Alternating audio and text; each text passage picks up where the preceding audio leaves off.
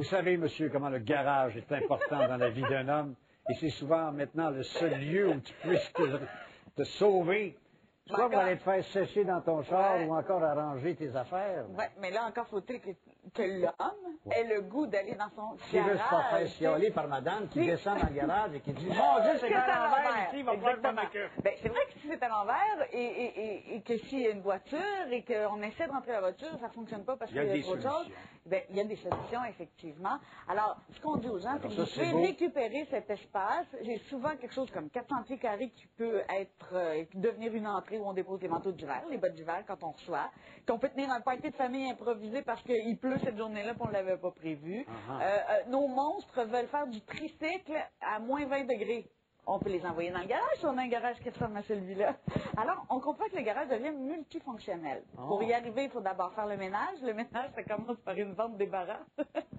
Une fois qu'on s'est débarrassé de tout ce qu'on ne veut pas, on fait le tri et on se dit, OK, comment on s'organise? Première chose à laquelle on doit penser, ce sont les grilles d'accrochage, qui sont une bonne façon de ne plus encombrer le plancher. On les a au plafond et on les a sur le mur. C'est basé sur une grille qui fait à peu près 2 pieds par 4 pieds, qu'on peut installer soit à l'horizontale ou à la verticale. Et elle est ancrée à 6 endroits bien précis. Et ces endroits-là sont les colombages finalement des murs. Donc extrêmement solide, c'est bien arrimé.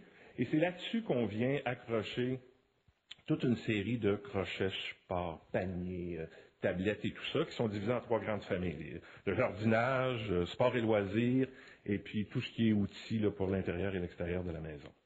C'est vrai. Encore faut-il remettre les choses à leur place. Oui, ça c'est vrai. Et là, on peut utiliser aussi des armoires. Ça rentre pas ici. Puis pour que les armoires soient fonctionnelles, on devrait les arrimer au mur et non les déposer au sol. Voici pourquoi. Quand une armoire a des pattes, c'est très difficile d'assurer qu'elle soit parfaitement ajustée parce que vos pattes dans l'avant devront être plus hautes que vos pattes dans l'arrière. Puis après ça, il y a le phénomène de l'angle du plancher. Il n'y a pas un plancher de garage qui est fait pareil. Alors, il y a tout cet ajustement-là. Puis le fait qu'elle ne soit pas arrimée au mur, bien, si elle est la moindrement haute, votre armoire, vous mettez du poids dans la partie supérieure, les gens n'y penseront pas nécessairement. Il y a toujours le danger qu'elle oscille vers vous, elle pourrait même éventuellement vous tomber sur la tête. Pas souhaitable. Et finalement, ça vous prend un plancher à toute épreuve. Il est un produit chimique à 2 composantes qui vient très très dur comme de la pierre. Ça suppose que pour l'appliquer, ce produit-là, on doit préparer la dalle de béton.